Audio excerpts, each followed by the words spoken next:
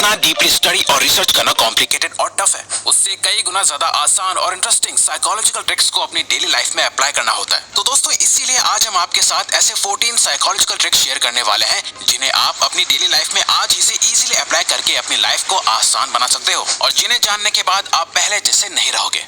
So number 1, keep quiet and hold eye contact for satisfactory answer. अगर आपने किसी से कोई सवाल पूछा और उन्होंने जो जवाब दिया वो आपको सही नहीं लगा, हो सकता है आपको लगे कि वो आपसे झूठ बोल रहे हैं या पूरी बात अच्छे से नहीं बता रहे, तो यहाँ आपको बस करना यह है कि आपको कुछ देर के लिए बिना कुछ बोले बस उनकी आंखों में देखना है, बिल्कुल साइलेंट रहते हुए, और तब तक देखना है जब तक वो सच ना बोल दें। क्योंकि जब आप किसी से आई कांटेक्ट मेंटेन करते हो तो सामने वाला इस ऑकवर्ड टेंशन को ब्रेक करने के लिए सही और रियल बातें बताने लगता है, क्योंकि उन्हें आइडिया लग जाता है कि वो आपको अपनी बातों से बेवकूफ नहीं बना सकते। आपने उन्हें पकड़ लिया है तभी आप उन्हें ऐसे देख रहे हो। अब क्योंकि हर कोई साइलेंस और सीरियसनेस में अनकंफर्टेबल फील करता है और वो कुछ भी करके इस सिचुएशन से निकलना चाहता है, इसीलिए कई बार वो आपसे ऐसी इन्फॉर्मेशन शेयर कर देते हैं जिसे वो छुपा रहे थे। You want to find out who is watching you.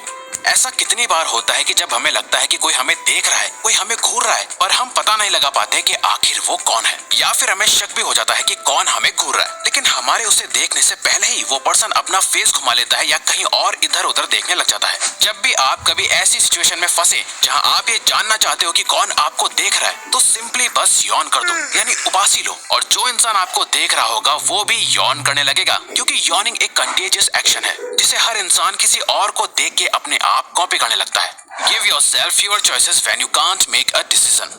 दोस्तों, क्या आप भी एक से ज्यादा चॉइसेस के बीच में कंफ्यूज हो जाते हो कि आपको क्या और कौन सा चुनना चाहिए? तो ये ट्रिक आप ही के लिए है। हमें लगता है कि हमारे पास जितनी ज्यादा इन्फॉर्मेशन और चॉइसेस होंगी हम उतने ही बेटर डिसीजन ले पाएंगे, पर ऐसा नहीं है। साल 2000 में psychologists Sheena Iyengar and Mark Lepper ने एक रिसर्च पब्लिश करी थी जहां उन्होंने एक जैम के 24 वेरिएंट्स को $1 ऑफ प्राइस पे सेल करे और अगले दिन उन्होंने सिर्फ 6 वेरिएंट्स ही रखे। इससे हुआ ये कि पहले दिन लोगों की भीड़ तो वहां आई, लेकिन 24 वेरिएंट्स में से एक चूज करना लोगों को इतना मुश्किल लगने लगा कि उन्होंने कुछ खरीदा ही नहीं। वहीं अगले दिन बहुत कम लोग ही उस जैम को देखने आए, पर पहले दिन के मुकाबले दूसरे दिन जैम की सेल्स ज्यादा हुई, जिससे ये साबित हुआ कि हम अपने आप को जितनी ज्यादा चॉइसेस देंगे हम उतना ही ज्यादा टाइम और एनर्जी वेस्ट करेंगे, और उसके बाद भी ज्यादा चांस इस बात के है कि आप गलत ऑप्शन चूज करोगे। इसीलिए खुद को हमेशा कम ऑप्शंस दो और उनमें से ही सोच समझकर डिसाइड करो। दोस्तों, अगर हम अपनी बात करें तो हम 2 ऑप्शन से ज्यादा ना रखने का ही ट्राई करते हैं, उससे ज्यादा नहीं। और क्विक डिसीजन मेकिंग चेक।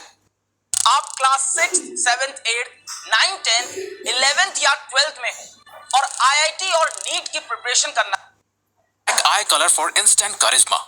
आई कांटेक्ट किसी भी कम्युनिकेशन में बहुत ही इंपॉर्टेंट रोल प्ले करता है। अगर कोई आपसे बात करते हुए आंखें नहीं मिलाता, आई कांटेक्ट मेंटेन नहीं करता, तो उस इंसान पे आप ट्रस्ट नहीं कर पाते। आपको ऐसा लगता है कि जैसे वो आपसे कुछ छुपा रहा है या झूठ बोल रहा है। वहीं अगर कोई बहुत ज्यादा ही आपको देखता है, आपको घूरने लगता है, तो उस इंसान से आपको डर लगने लगता है या आप अनकंफर्टेबल फील करने लगते हो, और ये बिहेवियर किसी को भी पसंद नहीं होता। तो हमें कैसे पता चलेगा कि हम सही से आई कांटेक्ट मेंटेन कर रहे हैं या नहीं? वेल, इसके लिए जब भी आप किसी से मिलो तो शुरू में आपको बस सामने वाले की आंखों के कलर को नोटिस करना है कि उसकी आंखों का क्या कलर है। यहाँ असल में उसके आई कलर से हमारा कोई लेना देना नहीं है, पर जब भी आप उसकी आंखों के कलर को नोटिस कर रहे होंगे तो आप उसकी आंखों में देख रहे होंगे, जो एकदम सही आई कांटेक्ट मेंटेन करने में आपकी मदद करेगा। Make request in person.